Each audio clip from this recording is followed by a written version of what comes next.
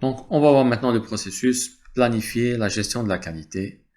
On va voir un peu maintenant quel plan il nous faut pour atteindre le niveau de qualité demandé sur ce projet.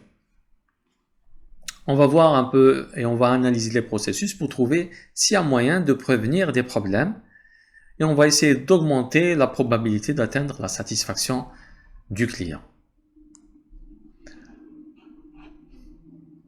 C'est le seul processus lié au domaine de la qualité qui est attaché au groupe de processus de planification. Donc, en sortie de ce processus, on va avoir le plan de gestion de la qualité. Donc, il va intégrer les standards qualité utilisés pour le projet. On va sortir avec aussi un plan qui va intégrer les objectifs en termes de qualité, les rôles et les responsabilités, quels sont les livrables et les processus qui doivent faire l'objet d'une revue de qualité, quelles sont les activités de gestion et de maîtrise de la qualité, quels sont les outils qu'on va utiliser et quelles sont aussi les principales procédures liées à la résolution des non-conformités et aux procédures liées aux actions correctives. Comment on va corriger un problème de non-conformité et quelles sont nos procédures d'amélioration continue, parce que quand on parle qualité, on parle aussi bien sûr qualité du produit, mais on s'adresse aussi au processus parce qu'on doit respecter le plan d'assurance qualité de l'entreprise. Ça, on doit le respecter. Mais il y a aussi un aspect qui est lié aux procédures d'amélioration continue. Le chef de projet doit mettre aussi en place des procédures qui visent à améliorer notre façon de faire sur le projet. Donc on va sortir avec le plan, mais on va sortir aussi avec des métriques qualité. On va décrire ces métriques en termes d'attributs du projet. Ça peut être une taille, ça peut être une vitesse, donc ce sont des attributs du produit. Et la façon dont les processus de contrôle de qualité, de maîtrise de qualité vont vérifier la conformité. Alors ces métriques, ça peut être aussi un pourcentage des tâches exécutées sur une période. Ça peut être la performance des coûts. Est-ce que notre utilisation du budget est efficiente? Ça peut être aussi un taux de panne. Ce sont des métriques qui vont nous indiquer qu'on va lier et attacher à la qualité. Il y a certaines métriques qui sont directes, il y en a qui sont indirectes. Le nombre de bugs, par exemple, quand il s'agit d'un logiciel. Alors, il y a une notion importante. Quand on parle qualité, ça ne veut pas dire une qualité supérieure.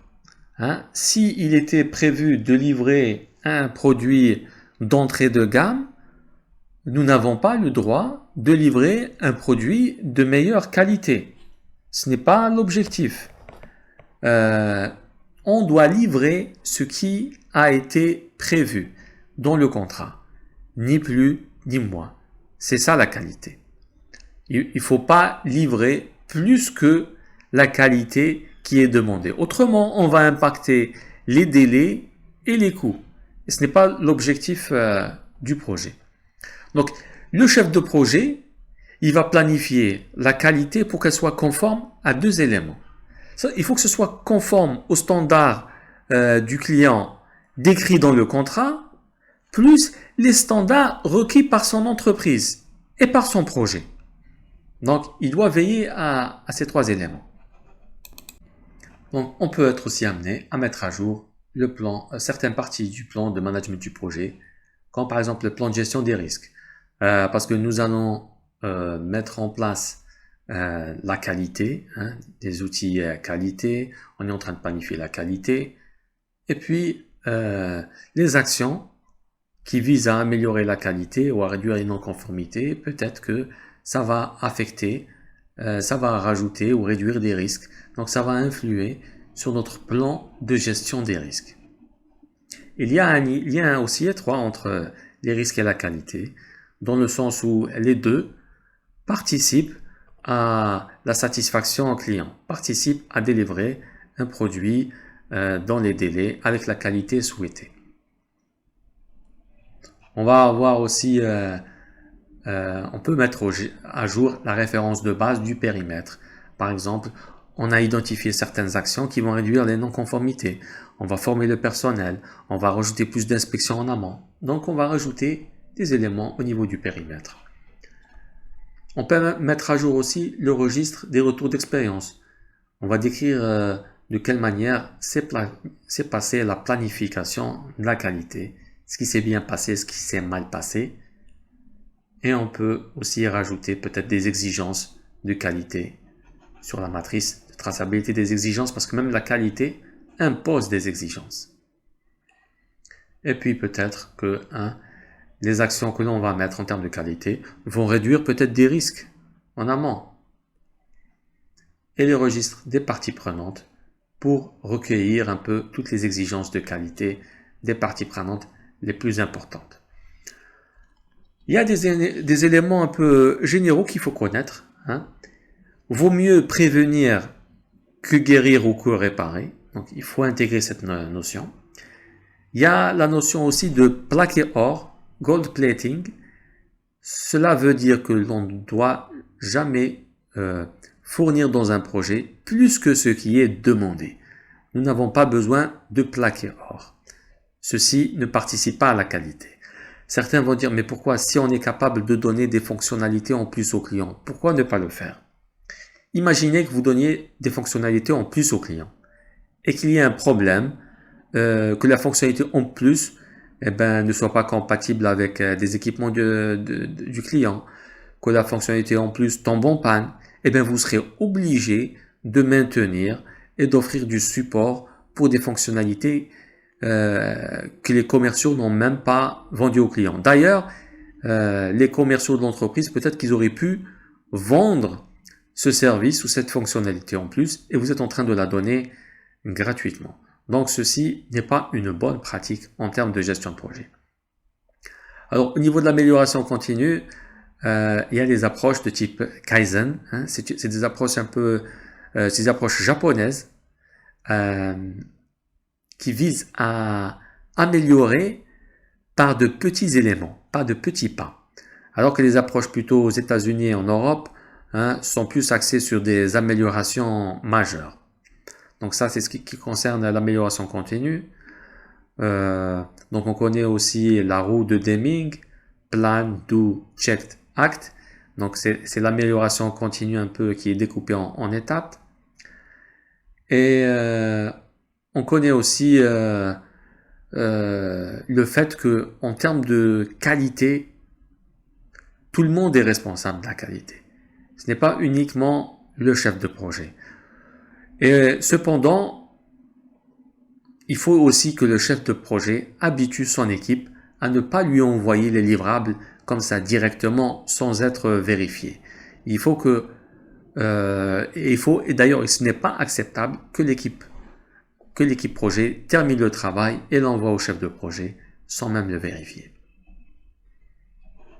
Donc le processus gestion de la qualité, il aura pour objectif d'identifier les exigences et les normes de qualité à suivre, et puis de documenter de quelle manière nous allons démontrer la conformité des exigences. Un élément important, alors il faut apporter des changements aux livrables pour les rendre conformes aux normes qualité. C'est pour ça que on touche aussi à la référence de base du périmètre. Et ceci, bien sûr, ça peut nécessiter un ajustement du coût et de l'échéancier. Pour les projets agiles, on capte les exigences qualité en même temps que les user stories. En même temps, donc, dès qu'on a l'exigence, on essaye de renseigner aussi en termes de qualité quelle est l'exigence client.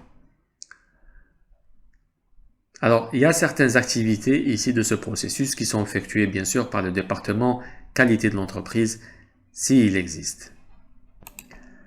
Alors, il faut rappeler quand même que si le projet est de produire un élément bas de gamme avec des couleurs bizarres que personne n'aime, c'est de la qualité. La qualité, ça ne veut pas dire forcément un produit haut de gamme. Il faut répondre aux exigences du contrat. Et le plan d'amélioration continue fait partie aussi du processus de management de la qualité et le chef de projet doit constamment améliorer tout ce qui est processus, modèle et standard de l'organisation. Donc, ce processus va nous donner en sortie le plan de gestion de la qualité qui va être un sous-plan du plan de management du projet. On peut être aussi amené à modifier ou à mettre à jour le plan de gestion des risques. Risques et qualité sont très liés. Et puis à toucher à la référence de base du périmètre en rajoutant des tâches qui sont liées aux exigences qualité. Donc on va sortir avec un plan de gestion de la qualité. Comment on va faire pour la qualité, comment on va la contrôler, comment on va la mettre en œuvre, comment on va la mesurer, et ça grâce à des métriques qualité. Donc métriques qualité et le reste des documents feront partie des documents du projet. Donc pour obtenir le plan et les métriques, on a besoin de la charte. Peut-être qu'il y a certaines exigences qualité qui sont décrites au niveau de la charte.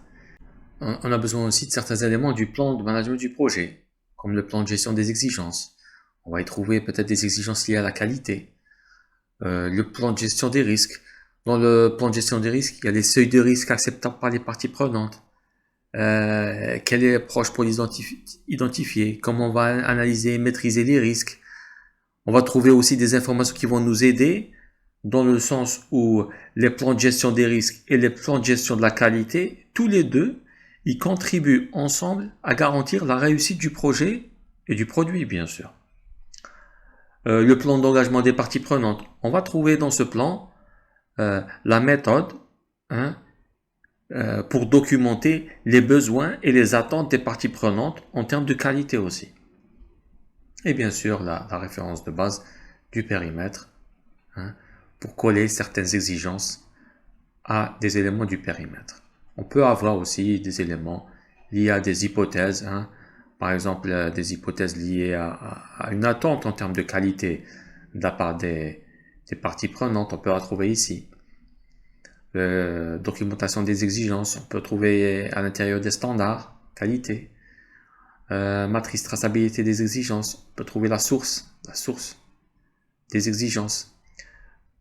Le registre des risques, s'il y a peut-être qu'il y a des risques qui vont augmenter et apporter un risque sur la qualité du produit ou pas. Et puis la liste des parties prenantes à contacter, peut-être surtout des parties prenantes, des utilisateurs, peut-être qu'ils peuvent nous donner des exigences qualité. Donc on peut avoir, pas tout le temps, avoir besoin d'utiliser certains de ces documents. Les outils et techniques, je préfère les voir dans les slides suivants. En termes d'outils et de techniques, on aura besoin d'un expert, surtout un expert sur la partie qualité, la partie assurance qualité. Quelles mesures il faut faire, comment on fait de l'amélioration continue, quels sont les systèmes qualité que l'on pourrait mettre en place, comment on doit faire les inspections. Et puis, on va collecter des données pour voir comment on va planifier la qualité. On peut faire un benchmarking, ça veut dire on va comparer les standards qualité ou les pratiques qui peuvent provenir d'une autre organisation réalisatrice comme la nôtre, mais ça peut même appartenir à un domaine d'application qui est loin de notre domaine sur leur façon de faire. On peut s'inspirer. Donc on va faire un brainstorming pour essayer de réunir des idées sur comment on va faire, comment on va s'assurer que notre projet respecte le plan d'assurance qualité. On va peut-être trouver des idées et on va faire des discussions et des entretiens avec les personnes pour voir comment on pourrait recueillir les exigences qualité, par exemple. On va voir aussi avec certains experts comment on peut mettre en œuvre le plan d'assurance qualité. Et puis, on peut aussi utiliser l'analyse des données, spécialement l'analyse coût-bénéfice. Il y a deux types de coûts. Il y a des coûts qui sont liés à la conformité. Ce sont des coûts qui vont nous permettre de nous assurer que le projet aura le moins de défaillances possible. Par exemple, ça se découpe en deux types, les coûts de prévention et les coûts d'évaluation. Les coûts de prévention, donc on va en amont tout faire pour éviter qu'il y ait des défauts. Donc qu'est-ce qu'on va faire? On va former, on va mettre des procédures, on va mettre en place peut-être des équipements spécifiques. Au lieu de travailler à la main, on va faire ça de manière automatique. On va pas travailler dans des délais extrêmes, donc on va travailler dans des délais appropriés. Tout ça participe à la prévention des défauts. Il peut y avoir aussi d'autres coûts qui sont liés à la partie conformité. C'est des coûts d'évaluation. Comment on va évaluer la qualité? Quels tests on va faire? Quelles inspections on va faire? On va voir aussi s'il y a des pertes liées à des tests destructifs. C'est intéressant de voir ça aussi. On va aussi comparer ça avec des coûts de non-qualité. Alors, ces coûts-là sont liés au montant dépensé pendant et après le projet à cause des défaillances. Et ils sont de deux types. Ce sont les coûts de défaillance internes. Ça veut dire qu'on a constaté l'erreur ou le problème en interne par l'équipe projet. Là, on doit reprendre le produit et apporter les modifications. Ou il y a aussi des coûts qui sont liés à des déchets excessifs. Donc, à un procédé qui n'est pas efficient. Deuxième type de coûts liés à la non-conformité, ce sont les coûts des défaillances externes. Ils sont constatés par le client. Là, ça coûte cher. Et on peut avoir des problèmes de responsabilité si on livre un produit qui est dangereux. L'équipement, après, il va revenir sous garantie. Donc, on a des coûts liés à la garantie. Et puis même, on peut perdre ce client. Cependant, on ne va pas tout de suite mettre tous les efforts possibles sur les coûts de conformité. On doit faire l'analyse coût-bénéfice. On va comparer les coûts de conformité par rapport aux coûts de non-conformité. Il faut qu'il y ait un équilibre. On va essayer de trouver un équilibre. Il ne faut pas mettre un nombre excessif, par exemple, d'inspections. Si l'inspection nous coûte plus qu'un produit qui tombe en panne, ben c'est pas l'objectif. Donc, on va essayer de balancer entre les deux types de coûts. Comme outil et technique, donc on devra prendre des décisions via une analyse multicritère. Donc, il y a plusieurs éléments où il faut décider, surtout quand on doit hésiter entre mettre beaucoup d'efforts sur les éléments de prévention, les éléments qui vont participer à la conformité par rapport à peut-être des dépenses liées à la non-conformité. Donc, on aura besoin de prendre des décisions et des fois les décisions sont compliquées et c'est pour ça que on fait appel à la décision multicritère. On met plusieurs critères de décision, on met des pondérations et on sort avec une décision. Parmi les outils de représentation des données, le diagramme de flux. Donc on va dessiner des flux, un logigramme, comment va circuler l'information, de quelle manière. Et puis on va analyser chacune des étapes pour trouver où est-ce qu'il faut intégrer notre étape d'inspection, par exemple. Où est-ce qu'il est la partie la plus sensible à analyser. Donc, la représentation des données nous aide à discuter en groupe et à trouver des solutions. On peut utiliser le modèle logique des données. Dans le modèle logique, on trace un peu l'information, de quelle information on a besoin à quelle étape. Ceci nous permet de nous assurer de voir est-ce que l'information fournie à cette étape, elle est suffisante pour assurer la qualité, par exemple.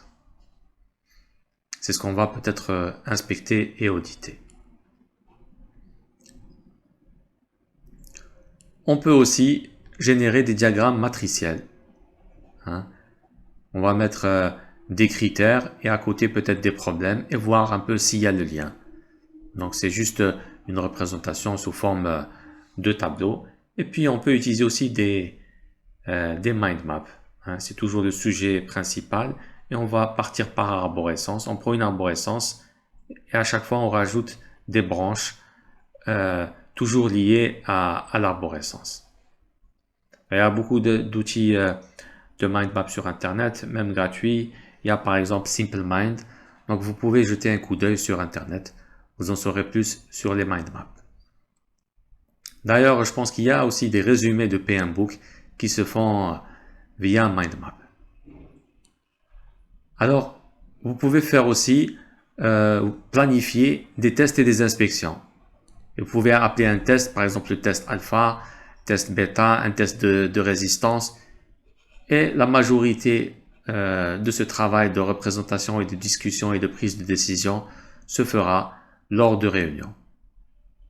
Alors particulièrement, j'aimerais bien parler de ce modèle pour analyser un processus où est-ce qu'il peut y avoir des problèmes de qualité ou comment mettre des éléments préventifs ou rajouter des informations, rajouter des tâches qui vont permettre d'améliorer la qualité du produit. Donc, on va bien détailler un processus avec ce qu'on appelle le modèle CPOC. Supplier pour fournisseur, input, données d'entrée, process, output, données de sortie et customer.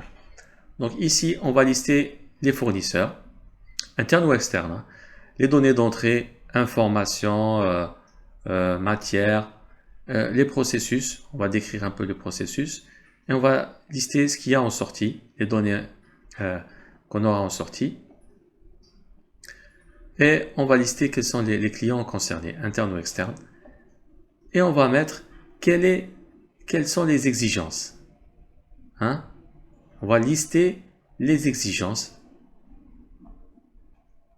Ici, les exigences qui vont nous permettre